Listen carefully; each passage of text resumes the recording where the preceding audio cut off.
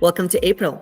Today, I want to take a look at what we're expecting in the local real estate market in Silicon Valley, where we've been as far as a bit of a history lesson, and how the recent changes over the last year have made an impact. Today's real estate market definitely favors a savvy and educated seller and buyer. There's advantage to be had here. So let's look at where we've been. What we're looking at here is historical real estate median prices for Bay Area going back to 1984. And during that time, we had a couple of recessions and 4 corrections that resulted in the median prices. So first, back in 1991, we had a recession. Interest rates were up in the 8.5%, 9.5%. And during that time, prices came down 11% in Bay Area. Then we had the dot-com bust, and NASDAQ came down a whopping 65% in value. To put things in perspective, stock market is down 35% from the peak right now. Back then, median prices locally came down 10%. Then we had the housing recession of 2008, and that's when we came down 27% in home values. I should note that there hasn't been a single year where values came down more than 11%.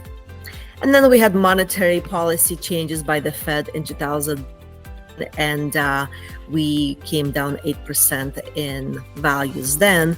At the same time, the Facebook, Apple, Amazon, Netflix, Google, they came down anywhere between 27 to 40%. Now, what does this all mean? Well, what we're looking at here as far as the ups and downs of our market is really resilient, consistently resilient, and an average correction has been about 10% apart from the 2008 financial crisis.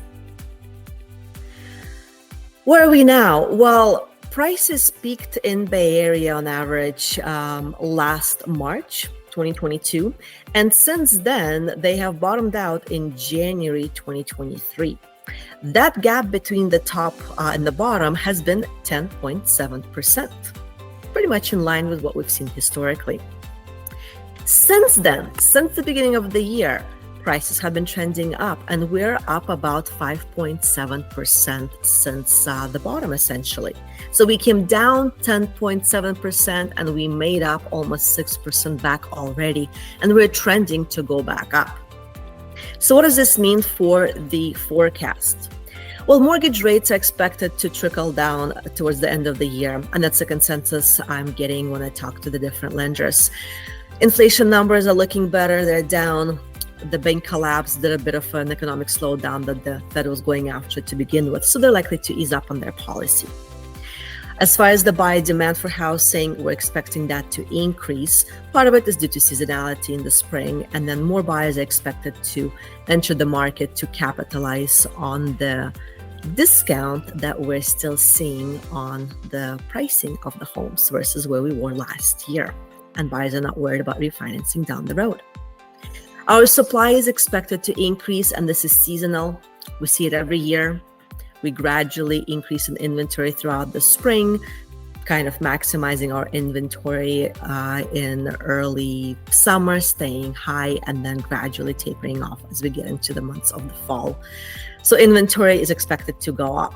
And all of this means that prices are probably going to have upward pressure, and we'll likely see a bit of an appreciation of 3 to 5% from where we are today. The question everybody's asking is this the right time to buy or sell? And the answer is yes, it's a great time to get in.